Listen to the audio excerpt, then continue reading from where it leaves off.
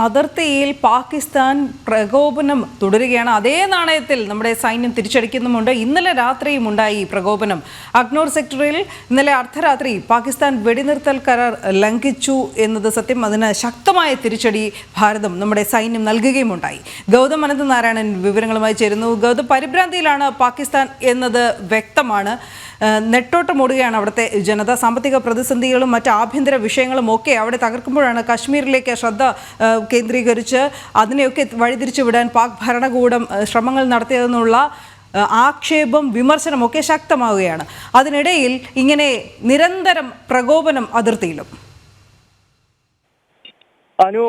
പാകിസ്ഥാൻ വലിയ പരിഭ്രാന്തിയിലാണ്. ഭാരതം ഉടനൊരു വലിയ സൈനിക നീക്കം നടത്തും എന്നത് പാകിസ്ഥാന് ബോധ്യമുണ്ട്. ഈ പശ്ചാത്തലത്തിൽ അനാവശ്യമായ പ്രശ്നങ്ങൾ അതിർത്തിയിൽ സൃഷ്ടിക്കുന്നു. ഇന്നലെ രാത്രിയിലും ഇപ്പോൾ അഖ്നോർ സെക്ടറിലും അതോടൊപ്പം തന്നെ നിയന്ത്രണ രേഖയിലെ ബാരാമുള്ളയ്ക്കും കുപ്വാരയ്ക്കും സമീപമുള്ള പ്രദേശങ്ങളിലും പാകിസ്ഥാൻ വെടിനിർത്തൽ കരാറിന്റെ ലംഘനം നടത്തി.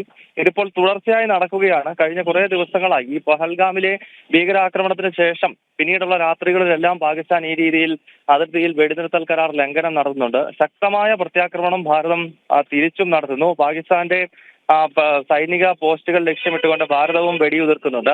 അങ്ങനെ അതിർത്തി പൊതുവെ അശാന്തമായി നിൽക്കുകയാണ്. ഒരുപക്ഷെ ഈ ഒരു വെടിനിർത്തൽ